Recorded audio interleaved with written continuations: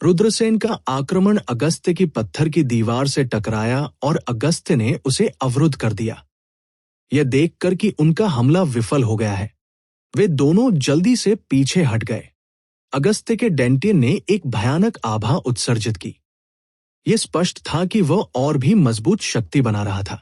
अगस्त्य, तो ये तुम हो। रुद्रसेन की आंखें ठंडी हो गई जब उन्होंने देखा कि ये कौन है। बव्वा, क्या आपको लगता है कि आप उत्तरी बंजर भूमि शहर से भागने के बाद जीवित रह सकते हैं? अगस्त्य की आंखें हत्या के इरादे से भरी थी। उत्तरी जंगल शहर से बच जाओ। क्या मैं बच गया? दूसरी ओर, आपको इतने सारे लोगों के सामने थप्पड़ मारा गया है, फिर भी आपके पास अभी भी बाहर आने के लिए चेहरा है। अगर मैं तुम होते तो मैं खुद को मार डालता। रुद्रसेन ने उपहास किया। अगस्त्य की आंखें हत्या के इरादे से भरी थी। उसे राक्षसी कृपाण सामंत ने थप्पड़ मारा था। ये एक बड़ा अपमान था। अब इस खूनी घाव का पर्दाफाश रुद्रसेन ने कर दिया। कोई कल्पना कर सकता है कि अगस्त्य कितने क्रोधित होंगे। देखो, क्या वो अगस्त्य उत्तरी जंगल शहर का नहीं है? वो बव्वा कौन है? क्या वो अगस्त्य द्वारा निशाना बनाया गया है? मुझे यकीन नहीं है। वो बच्चा भी सरल नहीं है। उन्होंने नेबुला मंडप से 10 से अधिक आंतरिक संप्रदाय के अभिजात वर्ग को आसानी से मार डाला और यहां तक कि अगस्त्य के साथ मारपीट भी की। वो स्पष्ट रूप से एक शीर्ष प्रतिभा है। एक शीर्ष प्रतिभा होने का क्या फायदा? हो सकता है कि उसके पास कुछ शक्तिशाली तकनीकें हों जो यिनयान दायरे के विशेषज्ञ के खिलाफ लड़ सकती है, लेकिन जाहिर है तकनीक का वह स्तर बहुत अधिक ऊर्जा की खपत करता है और इसका उपयोग केवल कुछ ही बार किया जा सकता है। यदि उसका सामना यिनयान क्षेत्र के कृषक से होता है तो भी उसे मार दिया जाएगा। कई काश्तकारों ने चर्चा की और रुद्रसेन को दया की दृष्टि से देखा। भले ही रुद्रसेन ने अपनी अविश्वसनीय लड़ाई की ताकत दिखाई थी, फिर भी वो बेहद मजबूत थे। रुद्रसेन अब यिनयान क्षेत्र के विशेषज्ञ का सामना कर रहे थे। इस लड़ाई में लगभग कोई सस्पेंस नहीं था। बव्वा, मैं आज तुम्हारी जान ले लूंगा। अगस्त्य की भयावह आवाज सुनाई दी। बज। उसी समय अगस्त्य के दंतियन से पत्थर जैसी रोशनी की किरणें निकली। फिर आसपास के स्थान से कर्कश आवाजें आई। रुद्रसेन चौंक गए। अगस्त्य अपनी मार्शल सोल को सक्रिय कर रहा था। बव्वा, मेरी मार्शल सोल पत्थर का साम्राज्य है। मैं दुनिया को सील करने के लिए एक पत्थर की जगह बना सकता हूं। तुम मेरे पत्थर के साम्राज्य में फंस गए हो। यहां तक कि अगर आपके पास 3 सिर और 6 भुजाएं हैं तो भी आप बच नहीं पाएंगे। अगस्त्य ने उपहास किया। दरार, दरार। शून्य में एक पथरीली जगह जल्दी से संघनित हो गई और आसपास के वातावरण को पूरी तरह से सील कर दिया। अगस्त्य की मार्शल सोल बहुत अजीब है। पत्थर का साम्राज्य। यह पहली बार है जब मैंने इस तरह की मार्शल सोल के बारे में सुना है। यहां की जगह पूरी तरह से सील है। वो बच्चा खत्म हो गया है। कई लोग घबराकर चिल्लाने लगे। जब दर्शकों ने अगस्त्य के पत्थर के साम्राज्य को देखा तो उन्हें रुद्रसेन के लिए कोई उम्मीद नहीं थी। उनकी राय में रुद्रसेन अब एक जार में एक कछुआ था। पत्थर का साम्राज्य, गुरुत्वाकर्षण, पत्थर की तलवार क्यूई / अगस्त्य पत्थर के साम्राज्य के भीतर से चिल्लाया। पत्थर के साम्राज्य ने तुरंत एक अजीब शक्ति का उत्सर्जन किया। रुद्रसेन को अचानक ऐसा लगा जैसे उनका शरीर कोई प्राचीन पर्वत उठा रहा हो। ये पत्थर का साम्राज्य था गुरुत्वाकर्षण। इसके तुरंत बाद पत्थर की तलवारें संघनित हो गई और जानलेवा इरादे से रुद्रसेन की ओर बढ़ी। ये किंगडम ऑफ स्टोन का हमला था। बव्वा, मैंने 500 वर्षों से अपने किंगडम ऑफ स्टोन का उपयोग नहीं किया है। दुनिया इसके बारे में भूल भी गई है। इस बार आप मेरे पत्थर के साम्राज्य में फंस गए हैं। आइए देखें कि आप कैसे बचेंगे। अगस्त्य गर्व से हंस पड़ा। पत्थर का ये साम्राज्य, ये वास्तव में अजीब था। घनी भरी पत्थर की तलवारों का सामना करते हुए रुद्रसेन ने स्काई स्प्लिटर और स्वॉर्ड / हेवन एंड अर्थ का इस्तेमाल किया। Clang, clang, clang. एक पल में पत्थर की तलवारें एक के बाद एक नष्ट हो गई। ये बेकार है। मैं पत्थर के इस साम्राज्य का शासक हूं। अगस्त्य ने उपहास किया और उसके शरीर से एक भयानक आभा उमड़ पड़ी। एक पत्थर की दीवार ने रुद्रसेन के आक्रमण को संघनित और अवरुद्ध कर दिया। पत्थर के साम्राज्य के भीतर एक के बाद एक कई पत्थर के दिग्गज दिखाई दिए। ये पत्थर के दिग्गज 10 मीटर लंबे थे और उनके हाथों में पत्थर के बड़े बड़े हथौड़े थे। वे रुद्रसेन की ओर झपट पड़े। आपकी मार्शल सोल वास्तव में अजीब है, लेकिन यह अभी भी मुझसे निपटने के लिए पर्याप्त नहीं है। आज मैं आपको दिखाऊंगा कि मैं कितना मजबूत हूं। रुद्रसेन ने उपहास किया। अगस्त्य के चेहरे पर तिरस्कार भरा था। बव्वा, तुम मरने वाले हो, फिर भी तुम मेरे सामने घमंड करने की हिम्मत करते हो। मैं तुम्हें अभी नरक के राजा से मिलने के लिए भेजूंगा। जैसे ही अगस्त्य ने अपनी बात समाप्त की, 100 से अधिक पत्थर के दैत्य दहाड़ने लगे और रुद्रसेन की ओर झपट पड़े। उसी समय रुद्रसेन ने अपना दाहिना हाथ लहराया। आकाश दिव्य अग्नि से भर गया था। स्वर्गीय आग। रुद्रसेन ने अपनी स्वर्गीय अग्नि बैंगनी अर्थकोर आग निकाल ली। पत्थर के साम्राज्य के हर इंच में आग की लपटें भर गई। एक पल में पत्थर के दिग्गज पिघलने लगे। सभी जीवित चीजों ने एक दूसरे को मजबूत और प्रतिकार किया। इस दुनिया में पूर्ण अजेयता जैसी कोई चीज नहीं थी। ये ठीक वैसा ही था जैसे मार्शल सोल्स ने एक दूसरे को मजबूत किया और उनका मुकाबला किया। आग ने धातु का मुकाबला किया। चट्टानें धातु तत्व की थी। स्वाभाविक रूप से उनका मुकाबला आग से किया गया था। साधारण लपटें अगस्त्य के पत्थर के देश को रोकने में सक्षम नहीं हो सकती हैं। हालांकि रुद्रसेन की मार्शल सोल पौराणिक स्वर्गीय अग्नि थी। स्वर्गीय अग्नि की शक्ति। स्वाभाविक रूप से यह कुछ ऐसा नहीं था जिसकी तुलना साधारण लपटों से की जा सकती थी। यह अजीब नहीं था कि स्वर्गीय अग्नि से घिरे होने के बाद रॉक जायंट्स पिघलने लगे। ये कैसे हो सकता है? अगस्त्य स्पष्ट रूप से जो देख रहा था उसे स्वीकार नहीं कर सका। क्या आप सभी जीवित चीजों के एक दूसरे को मजबूत करने और उनका मुकाबला करने के सिद्धांत को नहीं समझते हैं? रुद्रसेन ने उपहास किया क्योंकि उसके शरीर की सतह पर आग की लपटें दिखाई दी। वो युद्ध के एक ज्वलंत देवता की तरह था क्योंकि वो अगस्त्य की ओर बढ़ रहा था। बव्वा, ये मत सोचो कि आग की लपटें मेरी मार्शल आत्मा को नष्ट कर सकती है। मैं तुम्हें अपने पत्थर के देश की शक्ति के बारे में बताऊंगा। अगस्त्य का पूरा चेहरा विकृत हो गया था। उसकी दहाड़ ने आकाश को हिला दिया। बूम बूम बूम, विनाशकारी ऊर्जा की लहरें बह गई। फिर पत्थर के देश के ऊपर एक के बाद एक बड़ी बड़ी चट्टानें बनती गई। स्विश स्विश, घनी भरी हुई विशाल चट्टानें रुद्रसेन की ओर टकराई। ऐसा लग रहा था जैसे चट्टानों की बारिश हो रही हो। ये दृश्य, ये वास्तव में भयावह था। प्रत्येक चट्टान 1000 मीटर ऊंचे पहाड़ जितनी बड़ी थी।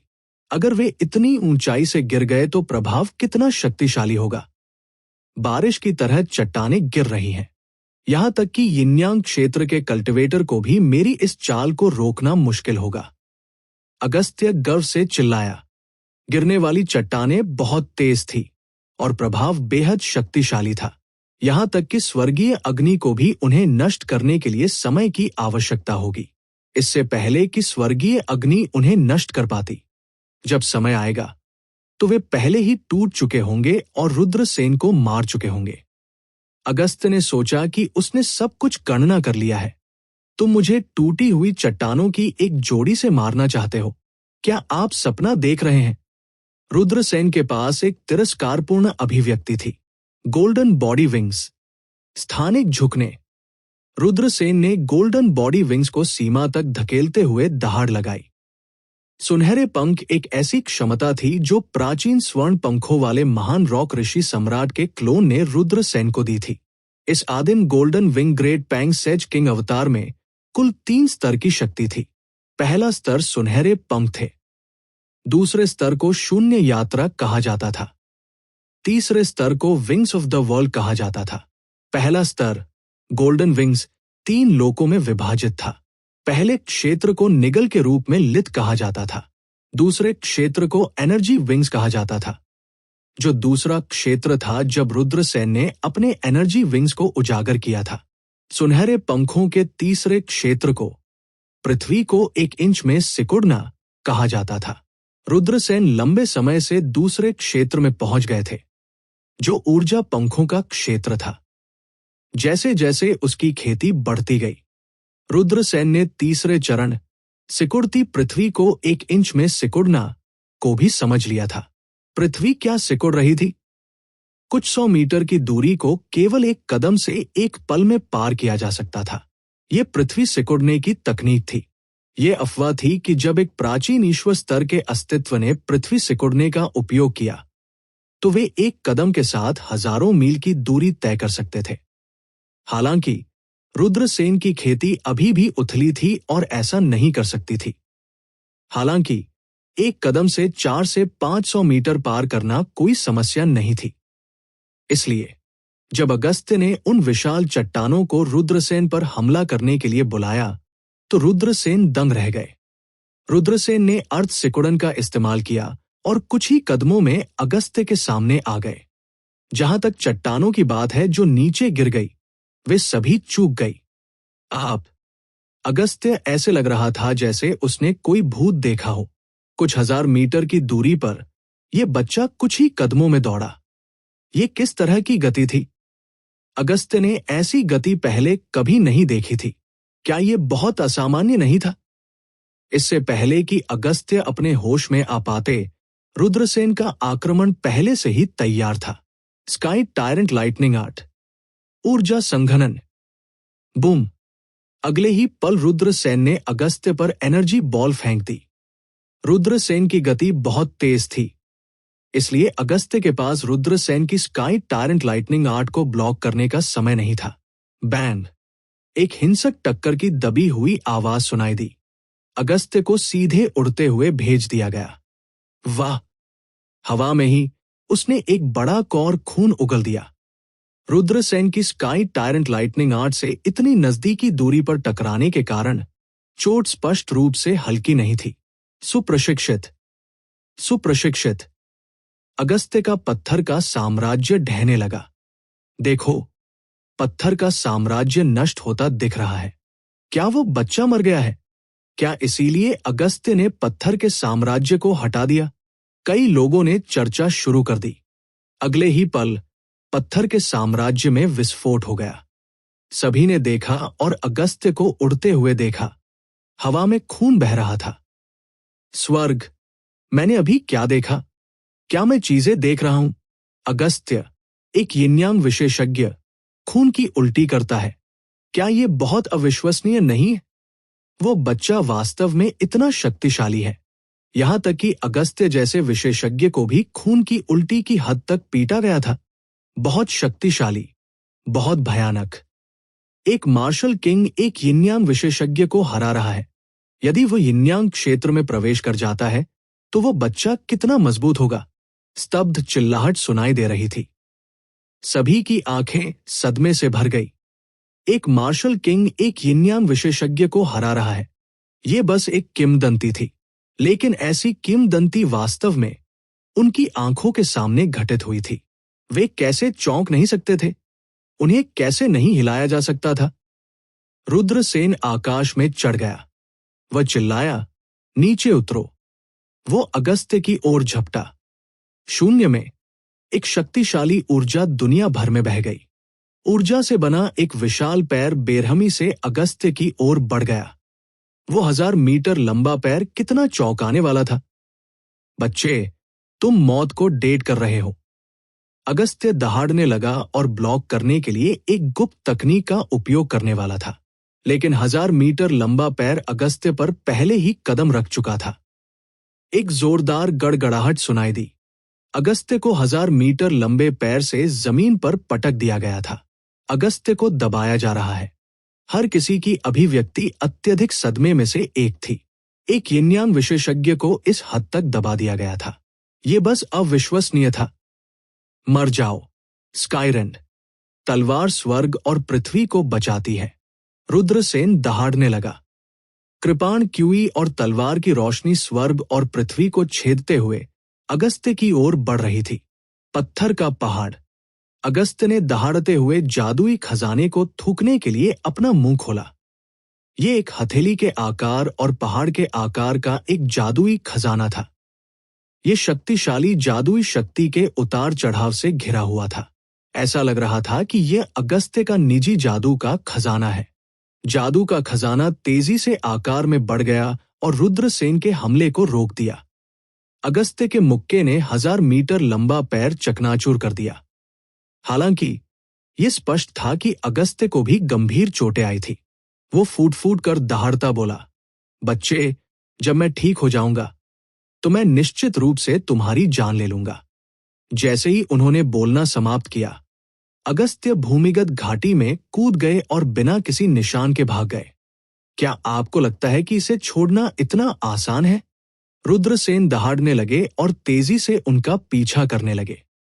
वह भूमिगत घाटी में भी कूद गया। चलो चलते हैं और देखते हैं। अगस्त्य वास्तव में एक मार्शल किंग बच्चे द्वारा नहीं मारा जाएगा, है ना?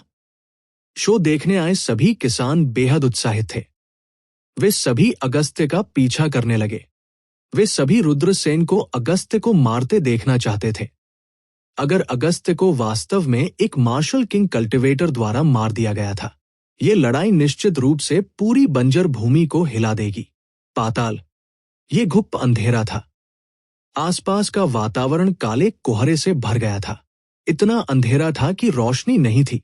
ये भूमिगत दरार घाटी थी, एक मार्ग जो भूमिगत की ओर जाता था। ये नरक के मार्ग की तरह था। ये पुरानी चीज इतनी तेजी से चलती है। रुद्रसेन ने पूरे रास्ते पीछा किया, लेकिन उन्हें अगस्त्य का फिगर नहीं मिला। आखिरकार भूमिगत दरार घाटी पिचकाली थी। वो कुछ भी नहीं देख सकता था। यहां तक कि काश्तकारों के लिए भी उनकी दृश्यता बहुत कम थी। वे अपने चारों ओर केवल 1 दर्जन मीटर देख सकते थे।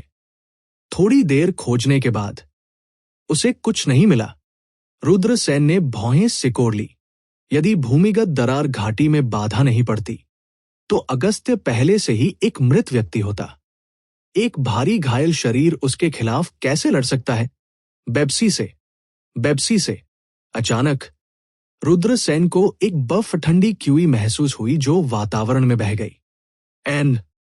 खतरा है। आकाश विभाजन। बिना किसी हिचकिचाहट के 100 झांग लंबी ब्लेड वाली रोशनी सभी दिशाओं में बह गई, जिसमें रुद्रसेन केंद्र के रूप में थे। कुछ फटने की आवाज सुनाई दे रही थी। रुद्रसेन ने ऊपर देखा और देखा कि ये काले कोहरे में छिपा हुआ एक विशाल काला तंबू था जिसने उन पर हमला किया था, और अब वे पिच ब्लैक टेंटिकल्स सभी काट दिए गए थे। दानव भूत बेल। रुद्रसेन चौंक गए। ये बहुत ही डरावना पौधा था। इसमें एक मजबूत जीवन शक्ति थी। इसके अलावा उन भूत की लताओं पर घने कांटे थे। बाब्स में अत्यधिक जहरीला जहर था। एक बार कांटे शरीर को छेद देते हैं, शरीर तुरंत लकवाग्रस्त हो जाएगा और हिलने डुलने की क्षमता खो देगा। उस समय दानव भूत की बेल उसके चारों ओर लपेट लेती थी और उसका मांस और रक्त सूखा चूसती थी। दानव भूत बेल के बारे में सबसे भयानक बात इसकी आत्मा का हमला है। रुद्रसेन ने दानव भूत बेल के आतंक के बारे में सोचा और उसकी अभिव्यक्ति थोड़ी सी बदलने से खुद को नहीं रोक सकी। उसने संकोच करने की हिम्मत नहीं की। उसकी आत्मा जल्दी से छिपने के लिए प्राइमल कैओस प्राचीन लैंप में प्रवेश कर गई। इस समय भूमिगत दरार घाटी की दीवारों पर घनी भरी डेमन घोस्ट वाइन ने अचानक अपना खूनी मुंह खोल दिया। इन डेविल घोस्ट वाइन्स के चेहरे बेहद बदसूरत थे। फिर उसके शरीर में घने जाल थे, जो एक ऑक्टोपस की तरह थे, जो चट्टान की दीवार में निहित थे। दानव भूत बेल ने एक तेज और कान छिदवाने वाली चीख निकाली। फिर ध्वनि तरंगे बह गई। ग्रेट अंडरग्राउंड रिफ्ट वैली में प्रवेश करने वाले कई अप्रस्तुत किसान डेविल घोस्ट रतन की चीखें सुनकर चिल्लाए। जाहिर है उन्हें आत्मा का दौरा पड़ा था। एक के बाद एक काश्तकारों ने अपना संतुलन खो दिया। शैतान की भूत की लताओं ने जल्दी से उनके चारों ओर लपेट लिया। रुद्रसेन पहले से ही तैयार थे, इसलिए वह डेविल घोस्ट वाइन के आत्मा के हमले का विरोध करने में सक्षम थे। हालांकि रुद्रसेन ने अब और रुकने की हिम्मत नहीं की, इसलिए वह जल्दी से नीचे उड़ गए। अंत में वे रसातल के तल पर पहुंचे। जैसे ही वे रसातल के तल पर पहुंचे, जीवित प्राणियों का एक काला समूह उड़ गया। वे जहां भी गुजरे, सभी जीवित प्राणियों को निगल लिया गया। कुछ किसान जो उतर गए थे, उन्हें भी चूसा गया, जो सीधे सफेद हड्डियों में बदल गए और जमीन पर गिर गए। नरभक्षी मधुमक्खियां। प्राणियों के काले समूह को देखकर रुद्रसेन का चेहरा अचानक बदल गया। ये एक तरह की मधुमक्खी थी, लेकिन मधुमक्खियां बहुत बड़ी थी, हथेली के आकार के बारे में। इसका पूरा शरीर कठोर था और साधारण जादुई हथियार नरभक्षी मधुमक्खियों की रक्षा को नहीं तोड़ सकते थे। इन नरभक्षी मधुमक्खियों की आक्रमण शक्ति काफी भयानक होती है। सनसनाहट। रुद्रसेन नरभक्षी मधुमक्खियों के शिकार से बचते हुए जल्दी से दूर तक उड़ गए। ये भूमिगत दुनिया है ना? ये वास्तव में यहां खतरनाक है। रुद्रसेन ने अपने आसपास की अंधेरी दुनिया को देखा और भौहें चढ़ा दी। पूर्वी दिव्य प्रांत में वापस रुद्रसेन ने भी भूमिगत दुनिया में प्रवेश किया था। हालांकि भूमिगत दुनिया यहां की आभा की तरह उदास और भयानक नहीं थी। इसके अलावा उस भूमिगत दुनिया में कोई शीर्ष दुष्ट संप्रदाय या राक्षस शक्तियां नहीं थी। यहां की बात अलग थी। उजाड़ डोमेन और बर्बर डोमेन की सीमा पर भूमिगत दुनिया में सभी प्रकार के दुष्ट संप्रदाय और राक्षस ताकतें थी। कई पृथ्वी दानव कबीले भी थे। ये कहा जा सकता है कि खतरा हर जगह था। थोड़ी सी भी लापरवाही यहां किसी की मौत हो सकती है। झपट्टा मारना। रुद्रसेन पर हमला होने से पहले एक पल के लिए स्तब्ध रह गया। अंधेरे जंगल में आकाश में एक सफेद रोशनी फैल रही थी, जो रुद्रसेन की ओर बढ़ रही थी। इस सफेद रोशनी की गति बहुत तेज थी। आम लोग मारे जाने से पहले प्रतिक्रिया भी नहीं दे पाएंगे। कारावास। रुद्रसेन ने अपनी भक्षण करने वाली मार्शल स्पिरिट को थोड़ा सक्रिय कर दिया। चुंबकीय क्षेत्र सक्रिय था। रुद्रसेन से 1 मीटर की दूरी पर सफेद रोशनी तय की गई थी। इस समय रुद्रसेन ने देखा कि यह क्या था। यह वास्तव में हरे रंग के चेहरे और नुकीले दांतों वाला एक पंख वाला असुर था।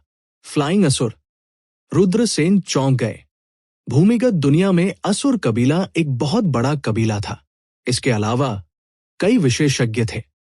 फ्लाइंग असुर असुर कुल की एक बहुत शक्तिशाली शाखा थी। उसके सामने उड़ता हुआ असुर चांदी के सफेद तराजू से ढका हुआ था। जब वह अपने लक्ष्य पर हमला करता था तो उसकी गति बढ़ जाती थी और ये एक सफेद बिजली की तरह होती थी, जो तुरंत लक्ष्य के शरीर को छेद देती थी। रुद्रसेन द्वारा उड़ते हुए असुर को रोके जाने के बाद उसने अभी भी अपने नुकीले दांत उघारे और रुद्रसेन पर अपने पंजे लहराया। उसकी आंखें क्रूर थी।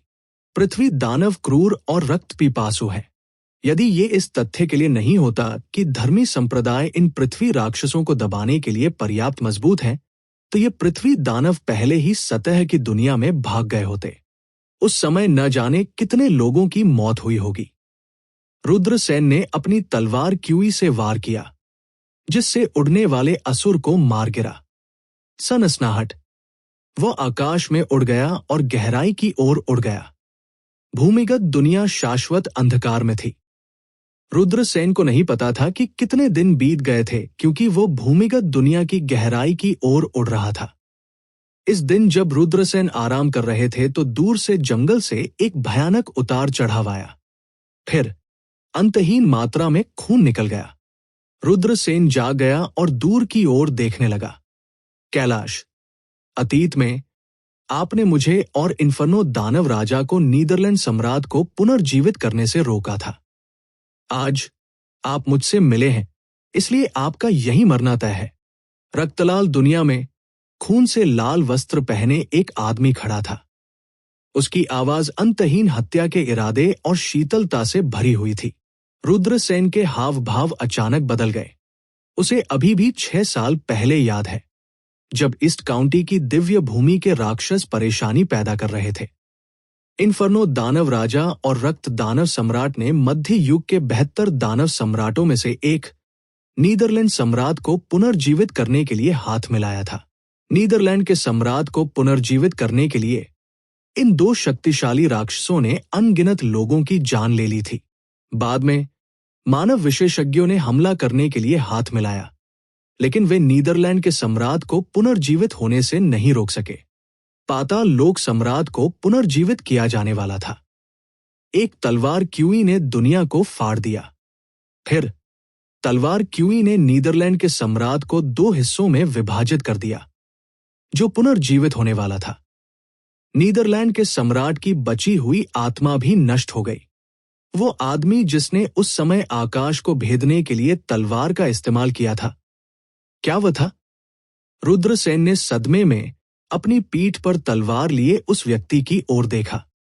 यह सफेद वस्त्र पहने एक आदमी था, जिसकी उम्र लगभग 30 वर्ष थी। उसकी पीठ पर एक लंबी तलवार थी और वह आकाश में रक्त दानव सम्राट का सामना कर रहा था। रक्त दानव सम्राट, मुझे डर है कि तुम मुझे अकेले नहीं मार सकते। प्रवेश ने कहा, अगर मैं इसमें शामिल हो जाऊं तो क्या होगा? अगर मैं रक्त दानव सम्राट के साथ हाथ मिलाता हूं तो क्या हम आपको मार सकते हैं? एक ठंडी आवाज सुनाई दी। काले कोहरे की एक अंतहीन मात्रा बाहर निकल गई और काले वस्त्र में एक मांसल आदमी शून्य से बाहर चला गया। आकाश दानव सम्राट, ये आप हैं। इस व्यक्ति को देखकर प्रवेश ने भौहें चढ़ा दी। एक और राक्षसी महान सम्राट प्रकट हुआ है। रुद्रसेन के हाव भाव थोड़े बदल गए। 2 राक्षस सम्राट एक साथ प्रवेश पर हमला कर रहे थे। अगर इस लड़ाई में थोड़ी सी भी गलती होती तो प्रवेश यहीं मर सकता था। दोनों राक्षसी सम्राटों ने आगे और पीछे से कैलाश पर ताला लगा दिया। रुद्रसेन कैलाश के लिए चिंता किए बिना नहीं रह सके। वह स्वाभाविक रूप से नहीं चाहता था कि कैलाश जैसा शक्तिशाली व्यक्ति राक्षसी सम्राटों के हाथों मर जाए। राक्षसी रक्त सम्राट और आकाशीय दानव सम्राट दोनों अच्छे लोग नहीं थे। वे देवलोक महाद्वीप के 9 राक्षसी सम्राटों में से एक थे। रहस्यमय क्षमताएं, स्वर्गधता बताने वाली जादुई शक्ति। स्वर्ग और पृथ्वी अपनी उंगलियों के एक झटके से बिखर सकते हैं। वे अपने हाथों की एक लहर से आकाश को चकनाचूर कर सकते थे। हालांकि शैतान पथ के 9 महान सम्राटों में से कुछ एकांत में चले गए थे, जबकि अन्य मार्शल हेवन महाद्वीप में दिखाई दिए थे, जो महाद्वीप पर कहर बरपा रहे थे। उदाहरण के लिए राक्षसी रक्त सम्राट ने 6 साल पहले पूर्वी दिव्य प्रांत में नरसंहार किया था, जिसके परिणाम स्वरूप करोड़ों लोगों की मौत हो गई थी। आकाशीय दानव सम्राट भी एक अच्छा इंसान नहीं था। ऐसा कहा जाता था कि आकाशीय दानव सम्राट ने एक राक्षसी कला विकसित करने के लिए पूरे देश को खा लिया था। 700 से 800 मिलियन लोग आकाशीय दानव सम्राट के लिए बलिदान बन गए। ये अफसोस की बात है कि मैं पर्याप्त मजबूत नहीं हूं, अन्यथा मैं इन 2 राक्षसी सम्राटों को मारने के लिए कैलाश के साथ सेना में शामिल हो सकता था। रुद्रसेन ने मन ही मन बुदबुदाया। बूम! खून के समुद्र ने 9 स्वर्गों को ढक लिया। पूरा आकाश खून के समुद्र में बदल गया था। यह दृश्य वास्तव में चरम सीमा तक भयानक था। देखो, ये राक्षसी रक्त सम्राट है और आकाशीय दानव सम्राट। क्या वह कैलाश है? आकाशीय दानव सम्राट और रक्त सागर सम्राट ने कैलाश को घेर लिया है। क्या वे उसे मारने के लिए सेना में शामिल होने जा रहे हैं? क्या वह कैलाश है? देवलोक महाद्वीप का नंबर 1 तलवार नायक, राक्षसी रक्त सम्राट और दिव्य दानव सम्राट कैलाश को क्यों मारना चाहते हैं? ऐसा कहा जाता है कि राक्षसी रक्त सम्राट मध्य युग के 72 राक्षसी सम्राटों में से एक पाताल सम्राट को पुनर्जीवित करना चाहता था, लेकिन उसे कैलाश ने रोक दिया। अच्छा ऐसा है। भूमिगत दुनिया के कई विशेषज्ञों ने देखा। उनके सामने संघर्ष स्वाभाविक रूप से आंख को पकड़ने वाला था। कई किसान देखने के लिए चारों ओर इकट्ठा हो गए। बेशक किसी ने भी ऐसी लड़ाई में आगे बढ़ने की हिम्मत नहीं की। ऐसा इसलिए था क्योंकि जो ऊर्जा लीक हुई थी वह दर्शकों को बिना दफन स्थान के मरने के लिए पर्याप्त थी। कैलाश, क्या आपके पास कोई अंतिम शब्द हैं? उन्हें जल्दी से कहो। यदि आप ऐसा नहीं करते हैं तो आपके पास दूसरा मौका नहीं होगा। स्वर्गीय दानव सम्राट ने उपहास किया। कैलाश ने उदासीनता से कहा, आप दोनों बहुत जल्दी जश्न मना रहे हैं। हमें लड़ाई के बाद पता चल जाएगा। ब्लडसी मोनार्क मुस्कुराया और अपना दाहिना हाथ लहराया। दहाड़। ये दहाड़ पूरी दुनिया में गूंज उठी। खून के समुद्र के भीतर ब्लड फीन्स बनने लगे। ब्लड ड्रैगन, ब्लड क्यूओंकी, ब्लड व्हाइट टाइगर्स, ब्लड टाउटीज, ब्लड ड्राफ्ट डेमन्स आदि थे। घने खून के रंग के खूंखार जानवर सभी कैलाश पर टूट पड़े। आकाश दानव सम्राट ने भी अपनी चाल चली। राक्षसी कोहरा छा गया। राक्षसी धुंध के भीतर पहाड़ों के आकार के राक्षसी जानवर बनने लगे। वो कैलाश पर भी टूट पड़ा। ये डरावना है। रुद्रसेन का चेहरा पीला पड़ गया था, भले ही वो खून के राक्षस हों या राक्षसी जानवर। रुद्रसेन को घुटन भरा दबाव महसूस हुआ। वे अस्तित्व, उनके शरीर से निकलने वाली आभा ने रुद्रसेन की आत्मा को कांपने पर मजबूर कर दिया। ये कल्पना करना कठिन था कि खून के राक्षस और राक्षसी जानवर कितने मजबूत थे। रक्त दानव सम्राट और आकाशीय दानव सम्राट वास्तव में शैतान दांव के प्रसिद्ध सर्वोच्च विशेषज्ञ थे। उनकी ताकत वास्तव में भयानक थी। मुझे आश्चर्य है कि कैलाश उनसे कैसे निपटेंगे। रुद्रसेन ने कैलाश की ओर देखा।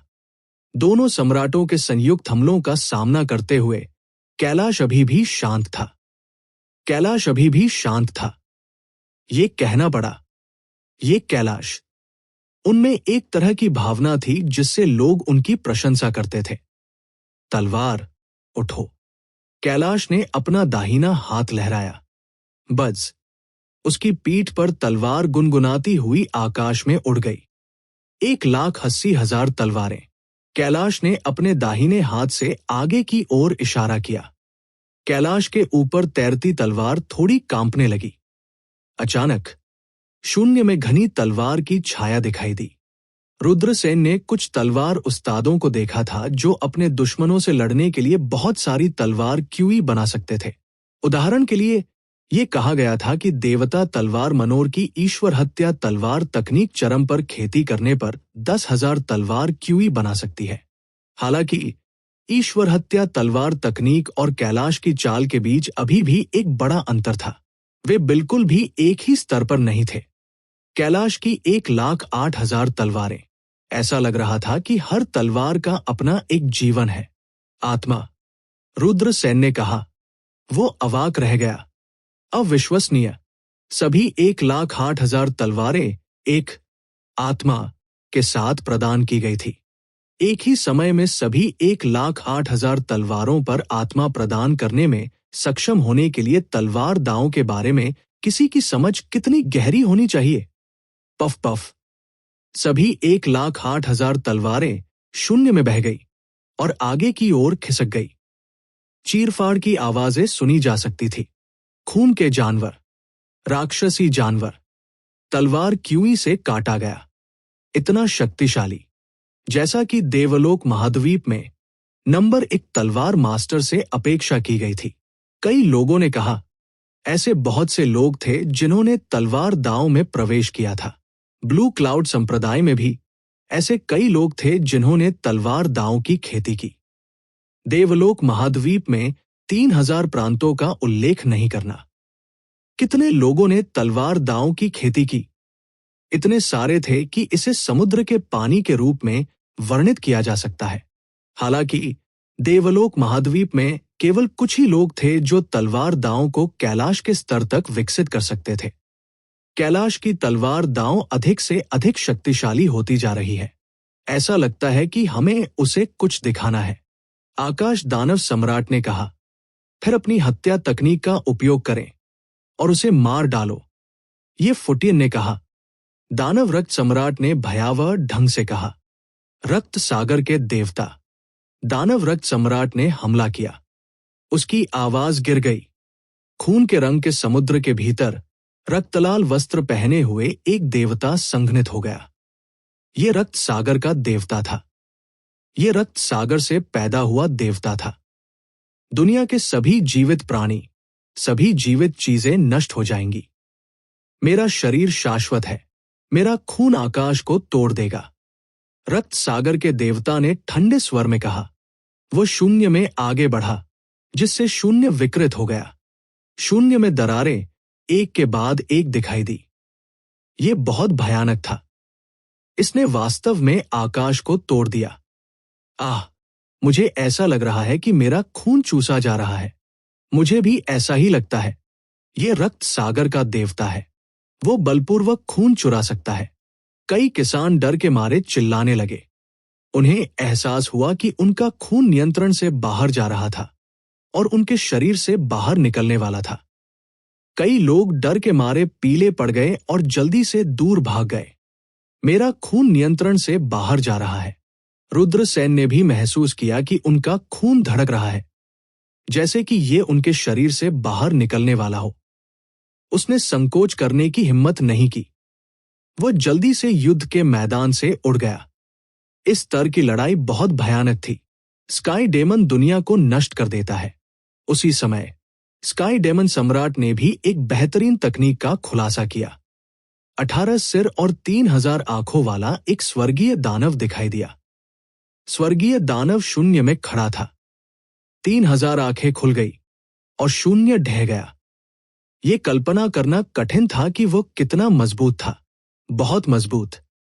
क्या यह एक दानव सम्राट की साधना का स्तर है? रुद्रसेन को गहरा सदमा लगा। ऐसा लग रहा था कि इतना मजबूत कृषक किसी भी समय शून्य को तोड़ सकता है। रक्त सागर के देवता और 18 सिर और 3000 आंखों वाले स्वर्गीय दानव ने एक ही समय में कैलाश पर हमला किया। घनी तलवार क्यूई एक पल में बिखर गई। रक्त सागर के देवता और 18 सिर और 3000 आंखों वाला स्वर्गीय दानव बहुत शक्तिशाली थे। वे आकाश को तोड़कर कैलाश को मारना चाहते थे। क्या कैलाश मारा जाएगा? कई लोगों ने दूर से लड़ाई को देखा। उनके दिल सदमे से भर गए।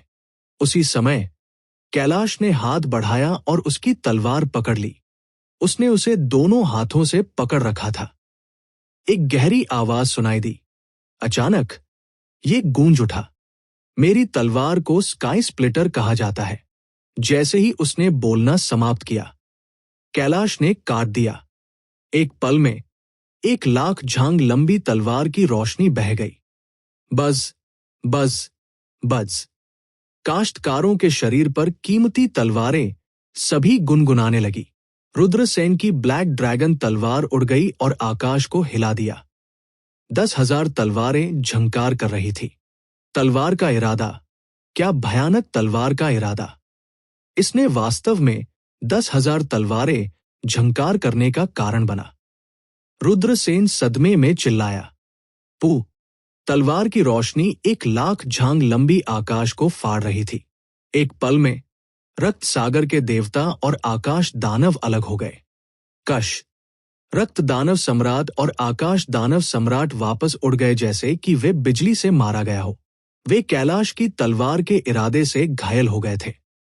हवा में उन्होंने कौर भर खून उगल दिया। वे राक्षसी दांव के 2 महान सम्राट हैं। कैलाश ने अकेले उनके खिलाफ लड़ाई लड़ी और फिर भी उन्हें घायल करने में कामयाब रहे। क्या कैलाश बहुत मजबूत नहीं है? आश्चर्य की चीखें उठीं और एक के बाद एक गिर गई।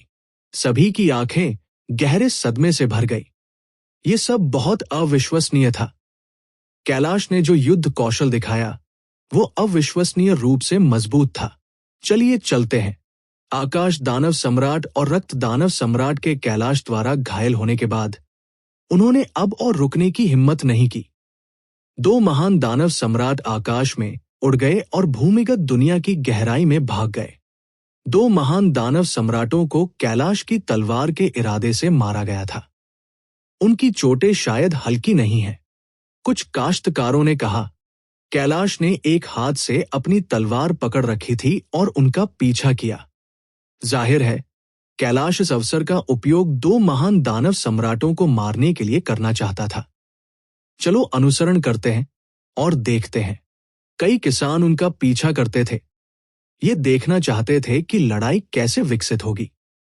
देवलोक महाद्वीप का नंबर एक तलवार मास्टर वास्तव में शक्तिशाली है। स्वॉर्ड मास्टर कोई ऐसी उपाधि नहीं थी जिसे कोई भी सहन कर सके। तलवार एक तलवार साधक को संदर्भित करती है। हीरो ने एक हीरो को संदर्भित किया। कैलाश ऐसे ही हीरो थे। उनकी तलवारबाजी स्वर्ग को धता बताने वाली थी। इसके अलावा उनके पास न्याय का दिल था, इसलिए उन्हें हीरो कहा जाता था। देवलोक महाद्वीप में अनगिनत तलवार साधकों ने कैलाश की मूर्ति की तरह पूजा की। रुद्रसेन ने उनका पीछा नहीं किया।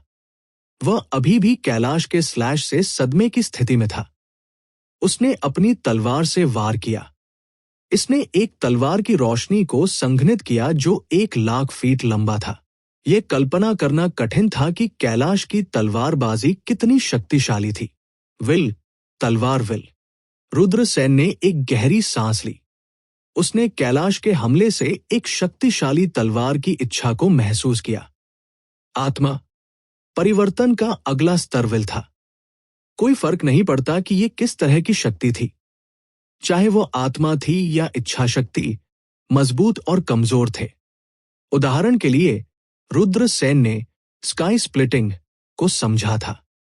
उसने कृपाण वसीयत को समझ लिया था। स्काई स्प्लिटिंग का उपयोग केवल तभी किया जा सकता था जब कोई कृपाण वसीयत को समझ गया हो। हालांकि यह स्पष्ट था कि अलग अलग लोग स्काई स्प्लिटिंग का इस्तेमाल करते थे। स्काई स्प्लिटिंग की शक्ति निश्चित रूप से अलग थी। ऐसा इसलिए था क्योंकि इसका इस्तेमाल करने वाले व्यक्ति की वसीयत अलग थी। कृपाण विल की समझ जितनी गहरी होगी, स्काई स्प्लिटर की शक्ति उतनी ही अधिक होगी। रुद्रसेन की कृपाण विल अभी भी शुरुआती चरण में थी। जहां तक कैलाश की तलवार के इरादे की बात है, वह एक अत्यंत शक्तिशाली स्तर पर पहुंच गया होगा। अन्यथा वह 1,00,000 फीट लंबी तलवार की रोशनी को कम करने में सक्षम नहीं होता। इतनी शक्तिशाली तलवार का इरादा एक महान युद्ध के बाद इतनी जल्दी नष्ट नहीं होगा। शून्य में तलवार का इरादा छोड़ा जाना तय था। यही कारण था कि रुद्रसेन ने नहीं छोड़ा। वह कैलाश द्वारा छोड़ी गई तलवार विल को समझना चाहता था। रुद्रसेन को उम्मीद थी कि उन्हें अपनी तलवार दांव आत्मा को दूसरे चरण में प्रवेश करने का अवसर मिलेगा। तलवार ने आकाश और पृथ्वी को चीर दिया। तलवार का इरादा स्वर्ग को भेदना। 10,000 तलवारों की वापसी। शाश्वत तलवार। ये तलवार सिद्धांत आत्मा के 4 चरण थे। सभी 4 चरणों को पूरी तरह से समझने के बाद Rudrasen spirit of the sword dao को विल ऑफ द स्वॉर्ड में बदल सकते हैं। रुद्रसेन अभी भी पहले चरण में थे। जंगल में कई किसान पीछे रह गए। उनमें से कई तलवार की खेती करने वाले थे। जाहिर है, इन काश्तकारों का विचार रुद्रसेन के समान था। वे कैलाश द्वारा छोड़ी गई तलवार विल को भी समझना चाहते थे। अगर वे इससे कुछ समझ सकते हैं तो ये एक महान अवसर होगा। स्वाभाविक रूप से कोई भी इतने अच्छे अवसर को जाने देने को तैयार नहीं था। रुद्रसेन को एक पर्वत शिखर मिला और वह उसके ऊपर पालथी मारकर बैठ गया। उसने कुछ तावीज बाहर फेंक दिए। इन तावीजों को सक्रिय किया गया और चारों ओर बिखरी हुई कई भ्रामक संरचनाओं में संघनित किया गया। ये भ्रामक संरचनाएं रुद्रसेन की रक्षा कर सकती थी। अगर कोई रुद्रसेन को डिस्टर्ब करने आया हो या फिर रुद्रसेन के प्रति बुरा इरादा रखता हो, वे भ्रामक संरचनाओं में फंस जाएंगे। तलवार दांव की आत्मा, मुझे समझने में मदद करें। रुद्रसेन ने अपनी आंखें बंद कर ली। उसने तलवार दांव आत्मा की आभा को महसूस करने की पूरी कोशिश की। धीरे धीरे रुद्रसेन एक रहस्यमय अवस्था में प्रवेश कर गया। उसे लगा जैसे वह तलवार की क्यूई में बदल गया हो। यह आत्मज्ञान की वह स्थिति थी जिसका काश्तकारों ने सपना देखा था। कुछ लोग अपने जीवन में एक बार भी आत्मज्ञान प्राप्त करने में सक्षम नहीं हो सकते हैं, लेकिन रुद्रसेन उन्हें बार बार समझने में सक्षम थे। स्वाभाविक रूप से ये इस तथ्य से संबंधित था कि रुद्रसेन ने पुरातन ड्रैगन्स्क्यू हाथी कला की खेती की, जो एक स्वर्ग विरोधी निषिद्ध दिव्य कला थी। पुरातन ड्रैगन्स्क्यू हाथी कला रुद्रसेन की क्षमता को सीमा तक उजागर करेगी। दूसरों की नजर में ये उतना ही कठिन था जितना कि स्वर्ग पर चढ़ना। ये एक एपिफेनी की तरह था।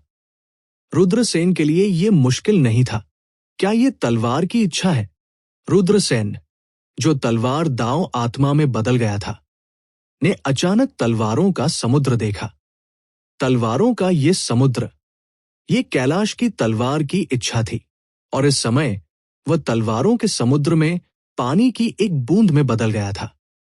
तो जिस भावना को मैंने समझा वह कैलाश की तलवार इच्छा के सामने समुद्र में एक बूंद की तरह है। रुद्रसेन को गहरा सदमा लगा। कैलाश, वो वास्तव में बहुत शक्तिशाली था। रुद्रसेन तलवारों के समुद्र में स्वतंत्र रूप से आगे बढ़े। वह तलवारों के इस अंतहीन समुद्र में विलीन हो रहा था। समय बीतता गया। किसी को नहीं पता था कि कितना समय बीत चुका है। रुद्रसेन के शरीर ने और भी अधिक शक्तिशाली तलवार की आभा उत्सर्जित की। तलवार स्वर्ग तक पहुंच जाएगी। रुद्रसेन ने अपनी आंखें खोली और धीमी आवाज में चिल्लाया, बस। रुद्रसेन के पीछे 100 झांग लंबी तलवार की रोशनी संघनित हो गई। 100 झांग लंबी तलवार की रोशनी दूर तक उड़ गई और हल्के से टकराई। एक पहाड़ की चोटी को तुरंत टोफू की तरह आधा काट दिया गया था। कितनी शक्तिशाली तलवार दांव आत्मा है। किसी को एपिफेनी थी। कई किसान आश्चर्य से चिल्लाए। चूंकि किसी को एपिफेनी थी, इसलिए हम निश्चित रूप से इसे भी कर सकते हैं। एक किसान ने दृढ़ संकल्प के साथ उत्साह से कहा। उसने अपनी आंखें बंद कर ली और यहां की तलवार को समझना जारी रखा। कितनी अच्छी तलवार होगी। ये वास्तव में शक्तिशाली है। रुद्रसेन की आंखें चमक उठीं। स्वॉर्डविल की इस चाल में तलवार दांव की आत्मा थी। किसी की इच्छा का उल्लेख करेंगे। इसका मतलब था कि रुद्रसेन की इच्छा तलवार दांव आत्मा स्वर्ग और पृथ्वी को चकनाचूर कर सकती है। तलवार दांव आत्मा का दूसरा चरण पहले चरण की तुलना में 10 गुना अधिक मजबूत था। चलिए चलते हैं। रुद्रसेन उठ खड़ा हुआ। अब और रुकने का इरादा नहीं कर रहा था। उसे एक एपिफेनी थी। अगर वह रहता रहा तो उसे कुछ भी हासिल नहीं होगा। रुद्रसेन भूमिगत दुनिया में गहराई तक चले गए। उनकी मंजिल कई अन्य लोगों की तरह ही थी। वो गॉडलुओ क्लिफ पर जा रहा था। गॉडलुओ क्लिफ के शाही हथियार की उपस्थिति ने पूरे उजाड़ क्षेत्र को हिलाकर रख दिया था। उनका मानना था कि 72 उत्तरी क्षेत्र भी चौंक जाएंगे। हालांकि वह नहीं जानता था कि अंत में शाही हथियार किसे मिलेगा। रास्ते में रुद्रसेन को एक बहुत ही सुंदर महिला कृषक दिखाई दी। इस महिला कल्टीवेटर ने नीलमणि नीले रंग की लंबी पोशाक पहनी थी, जो उसके उत्तम और नाजुक फिगर को पूरी तरह से प्रदर्शित करती थी। उसका फिगर सुडौल था। उसका चेहरा अति सुंदर और सुंदर था। उसे निश्चित रूप से स्टनर कहा जा सकता है। यहां तक कि रुद्रसेन भी मदद नहीं कर सका, लेकिन उस पर कुछ और नजर डाल सका। तुम क्या देख रहे हो? क्या आप मानते हैं कि मैं आपकी आंखें नहीं निकालूंगा? रुद्रसेन की निगाहों को महसूस करते हुए सुंदर महिला ने रुद्रसेन को ठंड से देखा। चूंकि आप प्रशिक्षण के लिए बाहर जा रहे हैं, आप स्वाभाविक रूप से ढीले कपड़े पहन सकते हैं। चूंकि आपने इस तरह के कपड़े पहने हैं, क्या ये पुरुषों द्वारा नहीं देखा जाना है? रुद्रसेन ने नजर नहीं हटाई। इसके बजाय उसने ऊपर से नीचे तक महिला को ध्यान से देखा। भले ही रुद्रसेन को सुंदर महिलाओं को देखने की आदत थी, लेकिन उन्हें यह स्वीकार करना पड़ा कि ये महिला वास्तव में उत्तम थी। उस खूबसूरत चेहरे के साथ मिलकर वो सुडौल फिगर किसी भी आदमी को उसके खिलाफ अपराध करने के लिए प्रेरित करने के लिए पर्याप्त था। देखो मैं तुम्हें कैसे सबक सिखाता हूं।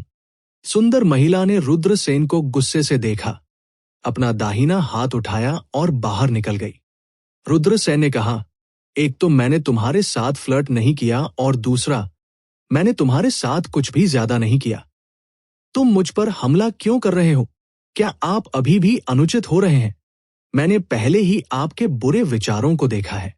मैं तुम्हें पीटने जा रहा हूं। खूबसूरत महिला ने सूंघा। जैसे ही उसने बोलना समाप्त किया, वो पहले ही रुद्रसेन के सामने दौड़ पड़ी। एक मुट्ठी टूट गई। रुद्रसेन ने सुंदर महिला के हमले को चकमा देते हुए बाईं ओर चकमा दिया। वो सुंदर महिला के पीछे चक्कर लगाया। जब रुद्रसेन ने देखा कि सुंदर महिला इतनी अनुचित हो रही है, तो उसके मन में कुछ बुरे विचार आने लगे। उसने अपना दाहिना हाथ उठाया और उस दिलेर और आकर्षक जगह पर जमकर थप्पड़ मारा। थप्पड़, इसके साथ एक जोरदार थप्पड़ भी था। वह दिलेर और आकर्षक जगह जमकर कांप उठी। ये एहसास, ये बस अजय था, तुम विकृत हो। खूबसूरत महिला ने अपनी निजी जगह को ढक लिया। उसका चेहरा इतना लाल था कि खून बह सकता था। वह जगह कुछ ऐसी थी जिसे छूने में उसे भी शर्म आएगी। हालांकि उसे एक आदमी ने बेरहमी से थप्पड़ मार दिया था। रुद्रसेन ने अपना दाहिना हाथ अपनी नाक के सामने रखा, उसे सूंघा और सिर हिलाते हुए कहा, यह वास्तव में सुगंधित है। मैं तुम्हें मारने जा रहा हूं। सुंदर महिला चिल्लाई और फिर से रुद्रसेन की ओर झपट पड़ी। थप्पड़, एक और थप्पड़। सुंदर महिला शर्मिंदा और क्रोधित थी। उसने रुद्रसेन को घूरकर देखा, ये कामना करते हुए कि वह रुद्रसेन को टुकड़ों में काट सके। तुम मेरे मैच नहीं हो। यदि आप अनुचित होना जारी रखते हैं, तो क्या आप मानते हैं कि मैं आपको जंगल में नहीं खींचूंगा, और क्या आप मौके पर ही नहीं खींचेंगे? रुद्रसेन खूबसूरत महिला के संपूर्ण शरीर और उत्तम चेहरे पर मुस्कुराए। भाई, हम आपका समर्थन करते हैं। शो देख रहे काश्तकारों के एक समूह ने मजाक उड़ाया। खूबसूरत महिला ने नफरत से अपने पैर पटके। वह जानती थी कि वह रुद्रसेन का मैच नहीं है। यदि वह हमला करना जारी रखती है, तो उसका फायदा केवल रुद्रसेन ही उठाता है। उसने अपने दांत पीस लिए और कहा, बस तुम रुको, मैं तुम्हें जाने नहीं दूंगी। फिर उसने अनिच्छा से अपने पैर पटके और दूर तक उड़ गया। पलक झपकते ही वो बिना किसी निशान के गायब हो गया। भाई, तुम क्यों नहीं जा रहे हो? ये इतना अच्छा अवसर है। एक किसान ने मनहूस होकर कहा, मेरी गांड पर जाओ। क्या तुमने नहीं देखा कि उस लड़की का पूरा शरीर खजाने से भरा हुआ है? यहां तक कि उनके जूते भी कीमती कलाकृतियां हैं। कौन जानता है कि उसकी पृष्ठभूमि किस तरह की है? रुद्रसेन ने हंसते और डांटे, भाई, आपकी आंखें तेज हैं। मैं उस महिला को जानता हूं। वह आकाशीय चंद्रमा पर्वत से है। एक किसान ने कहा, अमर चंद्रमा पर्वत। अमर चंद्रमा पर्वत उत्तर में 72 प्रांतों में दूसरे स्थान पर है। किसी ने पूछा, ये सही है? ये संगठन है। सेलेस्टियल मून माउंटेन पिछले कुछ वर्षों में मजबूत और मजबूत होता जा रहा है।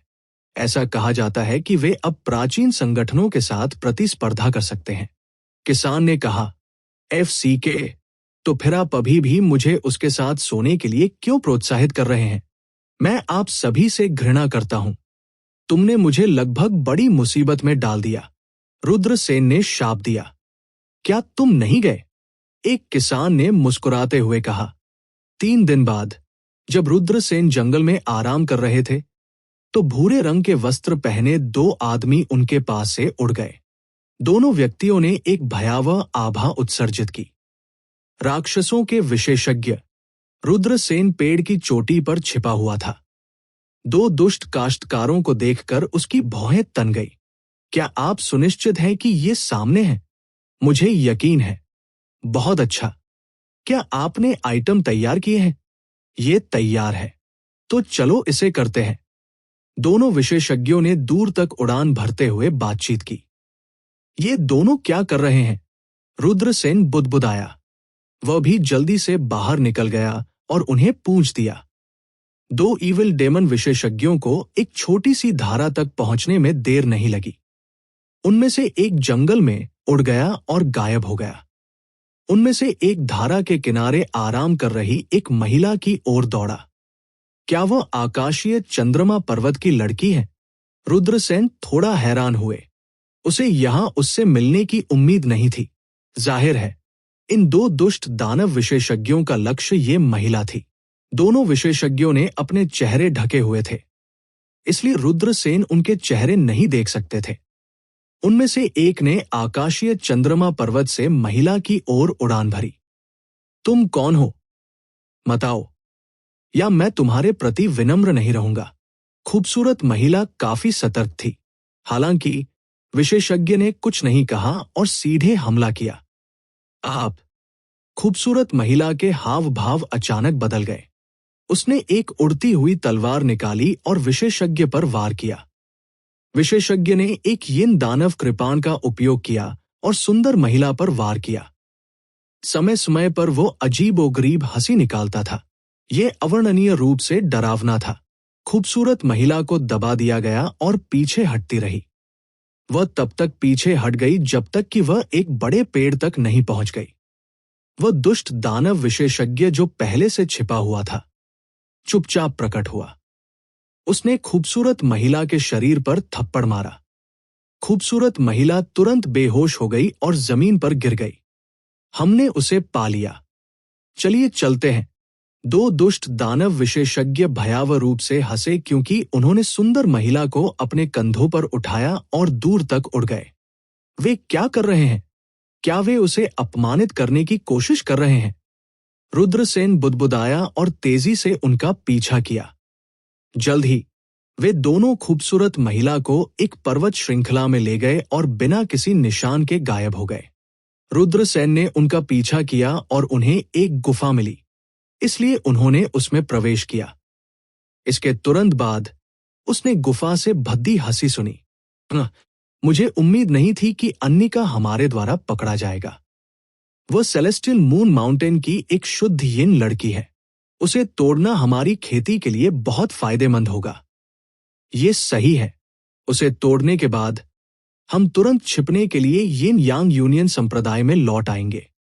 किसी को पता नहीं चलेगा कि हमने ये किया है। उन दोनों ने भद्दी हंसी की एक श्रृंखला निकाली।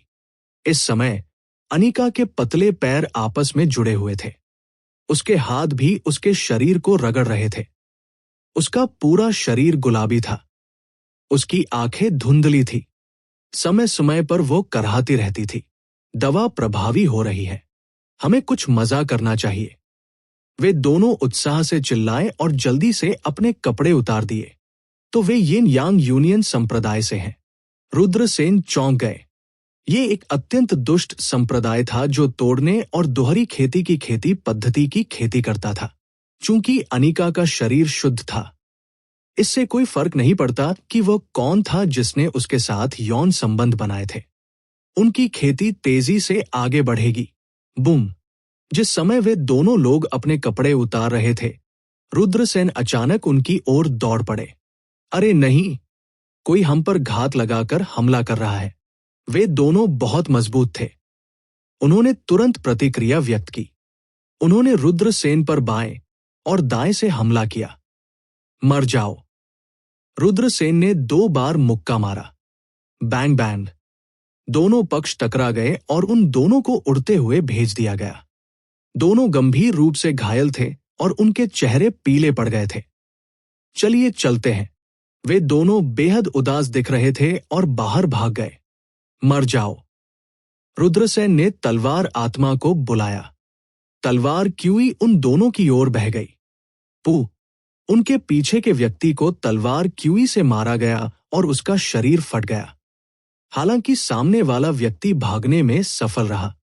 रुद्रसेन उदासीन दिख रहे थे और बाहर पीछा करने वाले थे। अचानक एक गर्म शरीर रुद्रसेन के चारों ओर लिपटा हुआ था। मैं बहुत असहज हूं। अनिका ने रुद्रसेन को पीछे से गले लगा लिया। उसकी आवाज कांप रही थी। रुद्रसेन ने मुड़कर अनिका की तरफ देखा तो पता चला कि अनिका का पूरा शरीर गुलाबी था। कामोत्तेजक! रुद्रसेन का चेहरा थोड़ा बदल गया। यह स्पष्ट था कि यिन यांग संघ संप्रदाय के 2 काश्तकारों ने अनिका को कामोद्दीपक दिया। अनिका ने उसके कपड़े फाड़ दिए। उसने रुद्रसेन के कपड़े फाड़ दिए। उसके पतले और सीधे पैर रुद्रसेन की कमर के चारों ओर लिपटे हुए थे। उसके गुलाबी होठों ने रुद्रसेन को चूमने की पहल की। जल्दी करो, मुझे ले लो। अनिका बहुत पागल थी। इतनी उच्च गुणवत्ता वाली महिला का प्रलोभन, लुभाना असंभव नहीं था। रुद्रसेन को भी अपने शरीर में बुरी आग का विस्फोट महसूस हुआ। ऐसा लग रहा था कि उसके दिमाग में एक बुरी आवाज गूंज रही है। इस महिला ने खुद को उसके दरवाजे पर पहुंचाया। क्यों नहीं? उसने अपने कपड़े फाड़ दिए, उसे अपने शरीर के नीचे दबाए। इसका आनंद ले। मैं आपकी बहन को FCK करूंगा। रुद्रसेन ने जल्दी से उस बुरे विचार पर अपनी मध्यमा उंगली उठाई। ऐसी चीजें थी जो एक सज्जन व्यक्ति को करनी चाहिए और ऐसी चीजें जो उसे नहीं करनी चाहिए। हालांकि रुद्रसेन खुद को एक सज्जन व्यक्ति के रूप में नहीं सोचते थे, लेकिन कम से कम वह एक गर्म खून वाला और धर्मी युवा था। वो खतरे में पड़े किसी व्यक्ति का फायदा कैसे उठा सकता है? उसने कुछ पागल अनिका को बिस्तर पर दबा दिया। अनिका के गुलाबी चेहरे और फटे कपड़ों को देखकर उन्होंने एक गहरी सांस ली। फिर उसने एक विषहरण गोली निकाली। रुद्रसेन स्वयं एक अर्थ स्टेज अल्केमिस्ट थे। अगर वह कामोद्दीपक को डिटॉक्सिफाई भी नहीं कर सकता है तो उसे यहां नहीं रहना चाहिए। गोली लेने के बाद अनिका के शरीर पर गुलाबी रंग फीका पड़ने लगा। रुद्रसेन ने अनिका के माथे को छुआ। उसका मूल रूप से उबलता गर्म शरीर भी धीरे धीरे ठीक हो गया। जाहिर है, कामोद्दीपक का प्रभाव कम हो रहा था। इस समय अनिका की धुंधली आंखें आखिरकार सामान्य हो गई। फिर उसने एक ऐसा दृश्य देखा जिसने उसे अतुलनीय रूप से शर्मिंदा और क्रोधित कर दिया। उसके पैर अलग हो गए थे और अभी भी इस आदमी के शरीर के चारों ओर लिपटे हुए थे, और उसके कपड़े फटे हुए थे। उसके अंडरवियर की बेल्ट भी टूट गई थी, जिससे उसका बफ फेद वसंत उजागर हो गया था, और उसके सामने वाला आदमी उसके शरीर पर दबाव डालने वाला था। अरे, मैं तुम्हें मार डालूंगा। अनिका ने ऊपर आकर रुद्रसेन की ओर हथेली थपथ पाई। रुद्रसेन ने जल्दी से चकमा दिया। उन्होंने कहा, क्या आप अनुचित हो रहे हैं? ये यिन यांग यूनियन संप्रदाय के 2 किसान थे जिन्होंने आपको पकड़ लिया था। मैंने तुम्हें बचाया। अनिका ये कैसे सुन सकती थी? उसने जल्दी से अपने कपड़े निकाले और उन्हें पहन लिया। उसकी आंखों से आंसू बह निकले। जब वो बेहोश हो गया, इसने उसके साथ क्या किया? अभी अभी उसके ऊपरी शरीर के कपड़े फटे हुए थे। क्या मैं सही हूं? क्या उसने पहले ही उसका फायदा उठा लिया था? ये सोचकर अनिका का शरीर थोड़ा कांपने लगा। एकमात्र सौभाग्य की बात यह थी कि उसे कोई दर्द महसूस नहीं हुआ। शायद अभी तक उसका उल्लंघन नहीं किया गया था, लेकिन भले ही उसका उल्लंघन न किया गया हो, फिर भी अनिका को अंतहीन अपमान महसूस हुआ। उसने अपनी उड़ती हुई तलवार को बुलाया और रुद्रसेन पर वार किया। आप अनुचित हो रहे हैं। मैं आपके साथ बहस करने की जहमत नहीं उठा सकता। रुद्रसेन ने उड़ती हुई तलवार को मुक्के से उड़ाया और फिर गुफा से बाहर निकल गए। अनिका जमीन पर बैठ गई और रोने लगी। अगर मुझे पता होता कि तुम इतने अनुचित हो तो मैं तुम्हें नहीं बचाता। मैं इसे आपके साथ करता। रुद्रसेन गुस्से से चिल्लाया। हालांकि उन्होंने खुद को उनके स्थान पर रखा और इसके बारे में सोचा। अगर वह एक महिला होती, जब वह अभी ये दृश्य देखता तो वो क्या सोचता? अर्धनग्न शरीर, एक अजीब आदमी के साथ रहना। इस दुनिया में महिलाएं अभी भी अपनी शुद्धता को संजोती हैं। कई महिलाओं ने अपने जीवन से अधिक अपनी पवित्रता को भी महत्व दिया। ये ऐसी दुनिया नहीं थी जहां किसी को 3 घंटे तक जानने के बाद एक आदमी के साथ कमरा मिल सके।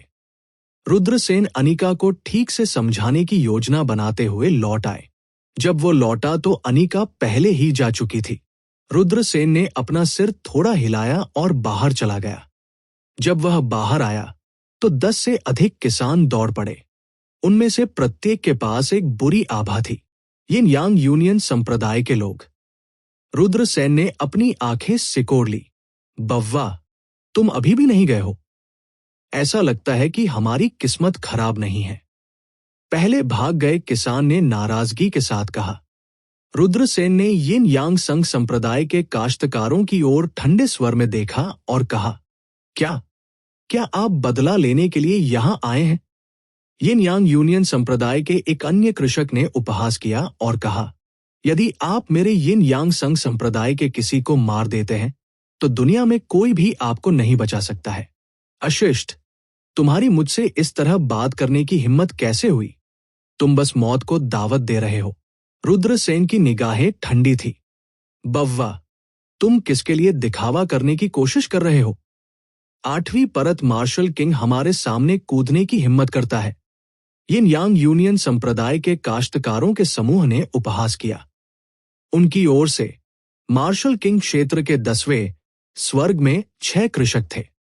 स्वाभाविक रूप से वे आत्मविश्वास से भरे हुए थे। रुद्रसेन ने उपहास किया, आप बस मौत को दावत दे रहे हैं। हमला, इस बटोरे को मार डालो। यिन यांग यूनियन संप्रदाय के 10वीं परत के मार्शल किंग कल्टिवेटर ने उपहास किया। हुश हुश हुश। उसके बाद 10 से अधिक साधक रुद्रसेन की ओर दौड़ पड़े। Sky splitting. रुद्रसेन के हाव भाव उदासीन थे। बज, एक देदीप्यमान कृपाण प्रकाश बह गया। आह, मैं हिल नहीं सकता। यिन यांग यूनियन संप्रदाय के सभी किसान डर के मारे चिल्लाने लगे। वे ये जानकर चौंक गए कि वे अब अपने शरीर को हिला नहीं सकते थे। स्काई स्प्लिटिंग के निरोध के तहत उनके पास विरोध करने की ताकत भी नहीं थी। कश, शवों के फटने की आवाज सुनाई दे रही थी। एक एक करके यिन यांग यूनियन संप्रदाय के काश्तकारों को रुद्रसेन ने मौके पर ही मार डाला। रुद्रसेन की अभिव्यक्ति उदासीन थी क्योंकि वह दूर में चला गया था। जमीन लाशों से अटी पड़ी थी। रात हो गई। भूमिगत दुनिया की रात अंधेरी और गहरी होती जा रही थी। इतना अंधेरा था कि कोई भी अपनी उंगलियां भी नहीं देख सकता था। दहाड़, बादलों के माध्यम से गर्जना गूंज उठी। दूरी में एक क्रूर जानवर ने पृथ्वी को चकनाचूर करने वाली दहाड़ निकाली। रात के आकाश के नीचे एक कृषक जल्दी से उड़ गया। क्या हुआ? रुद्रसेन ने उनमें से एक को रोका और पूछा। मोचों की गुफा नामक एक प्राचीन कृषक की गुफा दिखाई दी है। किसान ने कहा, एक प्राचीन कृषक की गुफा? रुद्रसेन चौंक गए। कई प्राचीन काश्तकारों की गुफा में अद्भुत चीजें छिपी हुई थी। विरासत, जादू के खजाने, गोलियां। और इसी तरह एक बार जब एक प्राचीन कृषक का गुफा निवास दिखाई दिया तो ये अक्सर कई लोगों को आकर्षित करता था। चलो चलते हैं और देखते हैं। रुद्रसेन भी दूर तक उड़ गए। वो स्वाभाविक रूप से प्राचीन कृषक के गुफा आवासों में बहुत रुचि रखते थे। वो और अधिक जानना चाहता था। वह देखना चाहता था कि अंदर क्या अच्छी चीजें हैं। अगर मौका मिलता तो और भी अच्छा होता। काश्तकारों के लिए अवसर खोजना कठिन था, लेकिन अगर किसी को मौका मिल जाए। उनकी खेती अक्सर छलांग और सीमा से आगे बढ़ती थी। कुछ ही समय बाद रुद्रसेन पहाड़ी जंगल में पहुंचे। ये स्थान मूल रूप से एक शक्तिशाली प्रतिबंध द्वारा संरक्षित था, लेकिन कई साल बीत चुके थे। प्रतिबंध गायब हो गया। तभी मोचों की गुफा सबके सामने आ गई। मोचों की गुफा की रखवाली करने वाले 3 क्रूर जानवर थे। पहला क्रूर जानवर 100 मीटर लंबा अजगर था। दूसरा क्रूर जानवर वास्तव में एक यक्ष था, पृथ्वी दानव यक्ष। इसका जीवन काल लंबा था। यह स्वभाव से क्रूर था। रुद्रसेन ने इसे महसूस किया और पाया कि पृथ्वी दानव यक्ष एक कठपुतली जानवर था। तीसरा क्रूर जानवर एक विशाल नीला बिच्छू था, लेकिन यह बहुत अजीब था। इसके 2 सिर थे। बायां सिर बिच्छू का सिर था, दाहिना सिर शेर का सिर था। यह एक शेर बिच्छू था, एक क्रूर जानवर जो अत्यधिक जहरीला था। ये 3 क्रूर जानवर मोचों की गुफा के संरक्षक थे। उन्होंने गुफा के प्रवेश द्वार को अवरुद्ध कर दिया और काश्तकारों का सामना किया। हमला, कई काश्तकार चिल्लाए। उन्होंने बिना किसी हिचकिचाहट के हमला किया। Boom, boom, boom, boom. उसके बाद सभी प्रकार के शक्तिशाली हमले शुरू हो गए। उन्होंने क्रूर जानवरों की ओर हमला किया। उस तरह की शक्ति वास्तव में चौंकाने वाली थी। इतने सारे काश्तकारों के संयुक्त हमले स्वाभाविक रूप से शक्तिशाली थे। तीनों जानवर लगातार दहाड़ते रहे। वे भीड़ के हमलों का सामना करने के लिए भी पर्याप्त शक्तिशाली थे। सब लोग, मेरे पीछे आओ और इस जानवर को मार डालो। एक किसान आगे बढ़ा। अमन सोनी। उस कल्टीवेटर को पहचान कर कोई चौंक गया। वो लगभग 27 या 28 साल का लग रहा था और एक चौंकाने वाली आभा का उत्सर्जन कर रहा था। ये व्यक्ति सरल नहीं था। वो उत्तरी जंगल शहर के सिटी लॉर्ड का पुत्र था। हमला। दर्जनों किसान तुरंत सेना में शामिल हो गए और अमन सोनी के साथ अजगर पर हमला कर दिया। यिन यांग दायरे की खेती। रुद्रसेन ने अपनी ठुड्डी को रगड़ा और अमन सोनी की ओर देखा। ये व्यक्ति भयानक था। सब लोग, मेरे पीछे आओ और इस यक्ष कठपुतली को मार डालो। एक और व्यक्ति आगे बढ़ा। ये एक महिला थी। उसने एक बफ सफेद पोशाक पहनी थी जिससे वो 9 हेवंस की परी की तरह दिखती थी। उसकी त्वचा चिकनी और कोमल थी। क्या वे इस प्रकार की महिला के बारे में बात कर रहे थे? उसकी त्वचा बर्फ सफेद थी और उसका फिगर लंबा और आकर्षक था। उसके लंबे पैर उसकी पोशाक से बढ़ रहे थे, जिससे वो बहुत आकर्षक लग रही थी। ये एक सुंदर और मार्मिक चेहरा था।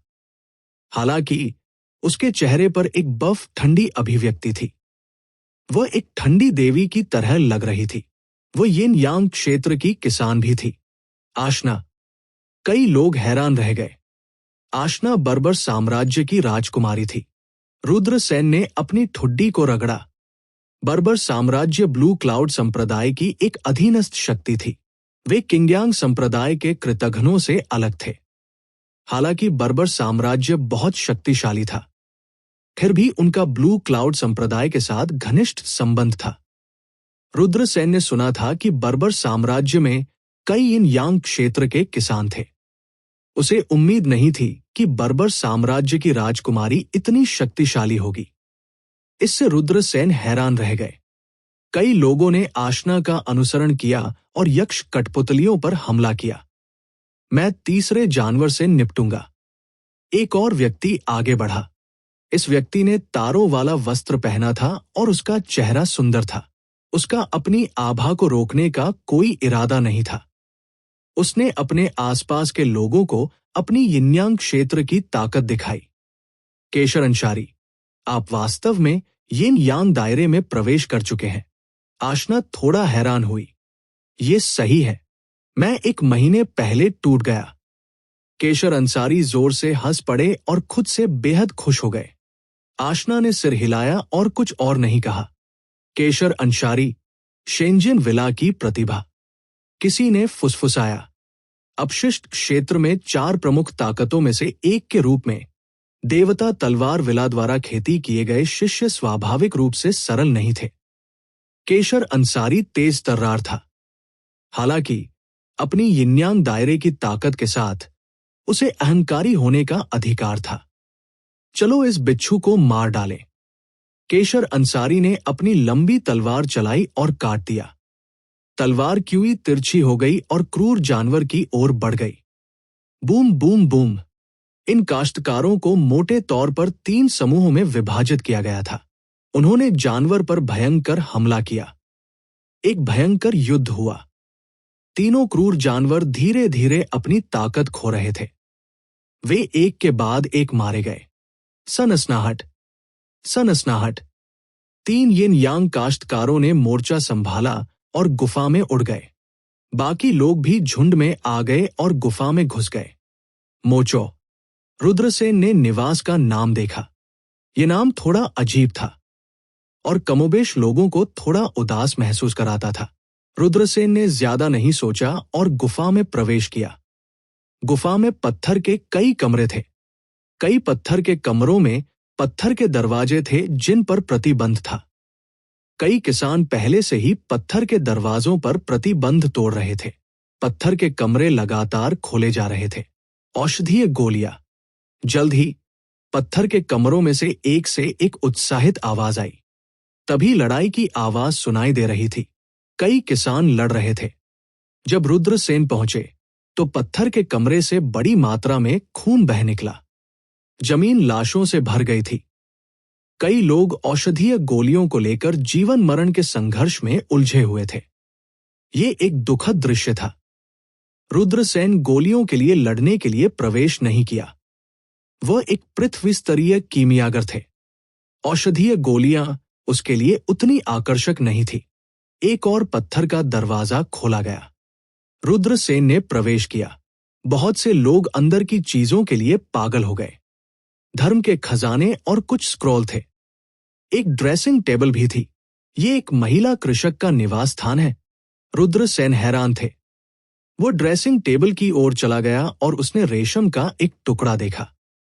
रेशम पर एक कविता लिखी हुई थी। ड्रैगन टीले के नीचे घास उगती है, कौवे शहर की दीवारों पर शोर करते हैं। इस शहर में कौन है? शहर के कोनों में अनार उगते हैं। 5 घोड़ों से बंधे काले बाल, 2 बैलों से बंधे सुनहरे बाल। सफेद मछली एक कमल की नाव चलाती थी। रात में 10 मील तैरती थी। बिना किसी को जाने लौटा। चुपके से एगरवुड इन चला गया। धुंध का बिस्तर याओ से पर झुक गया। घटता चांद पर्दे को झुका दिया। आज ही बिस्कस के खूल गिरते हैं, कल पौलाउनिया के पेड़ गिरते हैं। अगर मैं व्यापार करने में विफल रहता हूं तो मुझे अकीरा कैसे कहा जा सकता है? ये कविता एक महिला की लालसा और उस आदमी की प्रतीक्षा के बारे में थी जिसे वो प्यार करती थी। लेकिन अंत में केवल अंतहीन उदासी और दुख ही बचा था, क्योंकि महिला ने पुरुष के आने का इंतजार नहीं किया। अकीरा, अकीरा, क्या इस महिला कृषक को अकीरा कहा जाता है? रुद्रसेन बड़बड़ाया। अगर यह कविता अकीरा नाम की महिला ने लिखी थी, यह देखा जा सकता था कि मृत्यु में भी वो अपने दिल में प्यार को नहीं भूल सकती थी। जैसा कि कहा जाता है, स्वर्ग में हम पंखों से पंखों तक उड़ने वाले पक्षी बनने के लिए तैयार हैं। पृथ्वी पर हम आपस में जुड़ी शाखाएं बनने के लिए तैयार हैं। लेकिन दुनिया में कितने जोड़े ऐसा कर सकते हैं?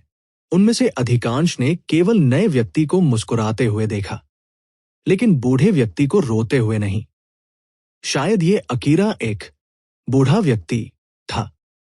भावनाओं को समझना दुनिया में सबसे कठिन काम था। अपना दिल देना। जो किसी को मिलता था वो अक्सर आहत होता था। ऐसा लगता है कि किसी की साधना कितनी भी मजबूत क्यों न हो, किसी के दिल की भावनाओं को काटना मुश्किल है। रुद्रसेन बड़बड़ाया। अचानक ड्रेसिंग टेबल पर एक कांस्य दर्पण से उसकी टकटकी आकर्षित हुई। कासा रंग। रुद्रसेन चौंक गए। इस युग में कांस्य एक बहुत ही विशेष अर्थ का प्रतिनिधित्व करता था। पीछे मुड़कर यह उजाड़ युग से भी पहले था। कांस्य युग नामक एक महान युग था। उस युग ने कांस्य के बर्तनों की प्रचुरता के कारण इतिहास में एक गौरवशाली अध्याय छोड़ा। कांस्य की कलाकृतियों में से किसी एक में आकाश और पृथ्वी को नष्ट करने की शक्ति थी। उदाहरण के लिए रुद्रसेन के पास कांस्य का टुकड़ा था। फायर किलिंग के अनुसार यह पवित्र सम्राट हथियार के स्तर तक पहुंच गया था। यह एक सर्वोच्च स्तर का जादू खजाना था। और अब कांस्य को खोजना लंबे समय से मुश्किल था। यहां तक कि अगर कुछ कांस्य पारित किया गया था तो उन्हें संप्रदाय के भाग्य को स्थिर करने के लिए शीर्ष बलों द्वारा एकत्र किया जाएगा। अब यह दर्पण वास्तव में कांस्य से बना था। इससे रुद्रसेन को बहुत आश्चर्य हुआ।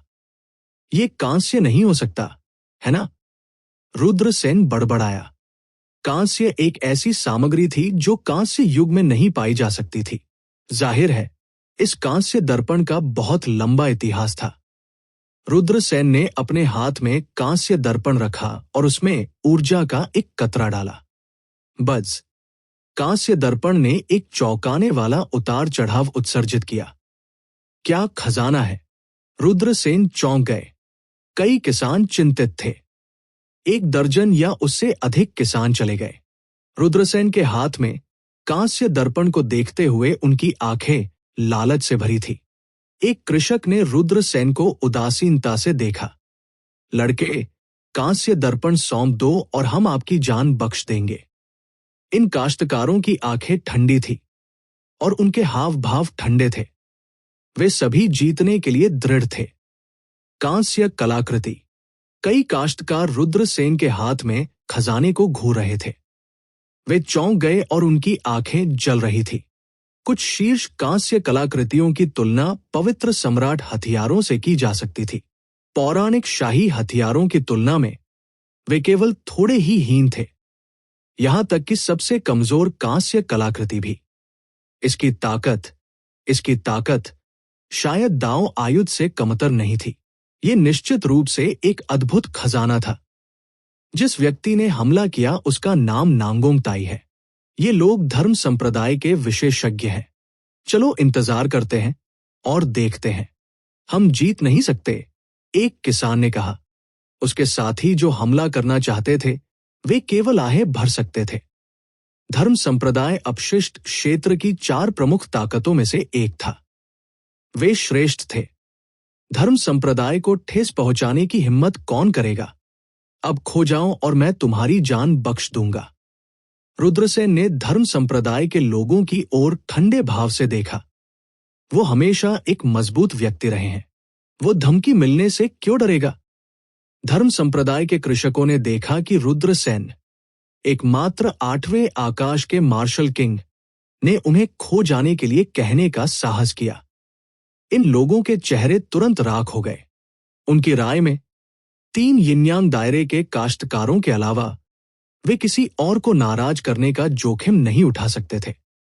अकीरा की गुफा में प्रवेश करने के बाद वे किसे नाराज नहीं कर सकते थे। आखिरकार उनके पास कई लोग और विशेषज्ञ थे। बव्वा, क्या तुम मरना चाहते हो?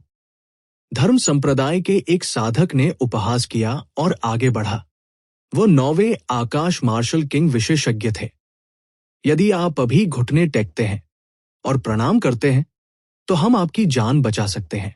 यदि आप नहीं जानते कि आपके लिए क्या अच्छा है तो हम आपको मृत्यु से भी बदतर भाग्य का स्वाद चखने देंगे।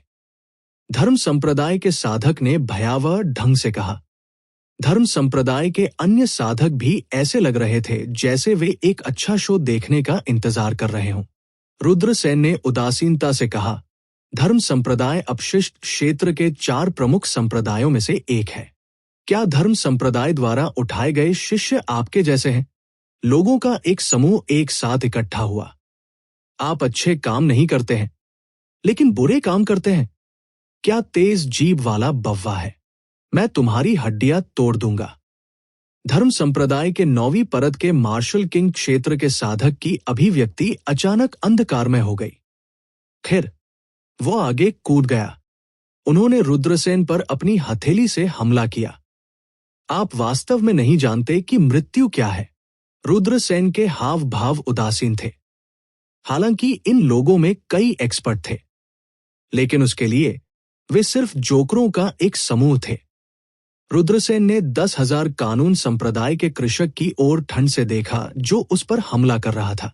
उन्होंने कांस्य दर्पण की शक्ति का परीक्षण करने के लिए इस व्यक्ति का उपयोग करने की योजना बनाई। शुद्ध ऊर्जा कांस्य दर्पण में डाली। सनसनाहट। कांस्य दर्पण से एक हरी रोशनी चमक रही थी। इसने 10,000 कानून संप्रदाय के कल्टीवेटर को घेर लिया। अगले ही पल एक जोरदार धमाके की आवाज सुनाई दी। चीख पुकार भी सुनाई नहीं दे रही थी। 10,000 कानून संप्रदाय के शिष्य का शरीर फट गया। वो खून की धुंध के बादल में बदल गया। उसकी मौके पर ही मौत हो गई। इस दृश्य को देखकर सभी ने चौंकाने वाले भाव प्रकट किए। फुफकार। फिर हांफने की एक श्रृंखला सुनी जा सकती थी। वह मार्शल किंग क्षेत्र के 9वें स्वर्ग का विशेषज्ञ था। कांस्य दर्पण से हल्की चमक के साथ ये तुरंत एक खूनी धुंध में बदल गया। क्या कांस्य दर्पण बहुत शक्तिशाली नहीं था? क्या शक्तिशाली कांस्य दर्पण है, जैसा कि एक कांस्य कलाकृति की अपेक्षा की जाती है? ये वास्तव में एक अद्वितीय खजाना है। कई लोगों की निगाहें रुद्रसेन के हाथ में लगे कांस्य दर्पण पर टिकी थी। हर किसी की आंखें एक अतुलनीय उग्र निगाहों से भर गई। ये निश्चित रूप से एक शीर्ष श्रेणी का खजाना था। चलो एक साथ चलते हैं और इस बच्चे को मार डालते हैं। 10,000 कानून संप्रदाय के नेता रिजुल धीमी आवाज में चिल्लाए। उनके एक व्यक्ति को रुद्रसेन ने कांस्य दर्पण से मार डाला था। 10,000 कानून संप्रदाय के लोग बिल्कुल भी नहीं डरते थे। इसके बजाय उन्होंने कांस्य दर्पण को और भी अधिक जलती हुई आंखों से देखा। अभी हमले के कारण यह पहले ही कांस्य दर्पण की शक्ति को साबित कर चुका था। रुद्रसेन को मारना, कांस्य दर्पण लेना, ये एक स्वर्ग विरोधी अवसर था। सनसनाहट, एक ठंडी रोशनी चमकी। 10,000 कानून संप्रदाय के शिष्यों ने अपने जादुई खजाने को बाहर निकाला। फ्लाइंग तलवारें, mountain river seal, dark heavy ruler, Z battle x और इसी तरह सभी प्रकार के जादू के खजाने, वे आश्चर्यजनक उतार चढ़ाव के साथ टिमटिमाते थे। 1 दर्जन से अधिक जादुई खजाने रुद्रसेन की ओर दौड़े। 10,000 कानून संप्रदाय के शिष्यों के हमलों का सामना करना। रुद्रसेन के हाव भाव उदासीन थे। उन्होंने अभी भी इन लोगों के हमलों को रोकने के लिए केवल कांस्य दर्पण का उपयोग किया। कांस्य दर्पण थोड़ा चमक उठा। बैंग बैंग बैंग, एक के बाद एक जादुई खजाने में दरार आने लगी। पलक झपकते ही आश्चर्यजनक शक्ति वाले 1 दर्जन से अधिक जादुई खजाने सीधे चकनाचूर हो गए। ये कांस्य दर्पण बहुत शक्तिशाली है ना? कई लोग चौंक गए। ये बस अविश्वसनीय था। कांस्य दर्पण द्वारा प्रदर्शित शक्ति कुछ हद तक अपमानजनक थी। कितना अच्छा खजाना है! रुद्रसेन को यह इतना पसंद था कि वह इसे नीचे नहीं रख सकते थे। अब उसके पास कुछ शक्तिशाली खजाने थे। सबसे पहले दानव ऑर्ब। ये खजाना न केवल शक्तिशाली था बल्कि बहुत राक्षसी भी था। हालांकि रुद्रसेन इसे सक्रिय नहीं कर सके। ये ऊर्जा दानव पुस्तक, दानव ऑर्ब की तरह बहुत राक्षसी थी। रुद्रसेन इसे सक्रिय नहीं कर सके। सेंट एम्परर स्टोन अब सुप्त अवस्था में था और उसे सक्रिय नहीं किया जा सकता था। ब्लैक ड्रैगन तलवार, एक सीलबंद दिव्य तलवार। इसे सक्रिय करने के लिए रक्तसार का सेवन करने की आवश्यकता होती है। ये शरीर के लिए बहुत हानिकारक था। कांस्य का टुकड़ा, हर बार जब यह सक्रिय होता था तो शरीर की ताकत तुरंत निगल जाती थी। साइड इफेक्ट बहुत अच्छे थे। यदि कोई कांस्य के टुकड़े को सक्रिय करके प्रतिद्वंद्वी को नहीं मार सकता है तो जो मरेगा वो स्वयं होगा। स्वर्ग निगलने वाला जार। अब ये एक टूटी हुई स्थिति में था। यह सभी प्रकार के जादुई खजाने को खा सकता है। इसमें कुछ हद तक कारावास भी था। हालांकि यह दुश्मन को नहीं मार सका। इसलिए रुद्रसेन के पास बहुत सारे खजाने थे, लेकिन हकीकत में केवल कुछ ही थे जिनका उपयोग किया जा सकता था, और ये कांस्य दर्पण निश्चित रूप से रुद्रसेन के लिए उपयुक्त था। उसे मारने के लिए अपनी मार्शल सोल को सक्रिय करें।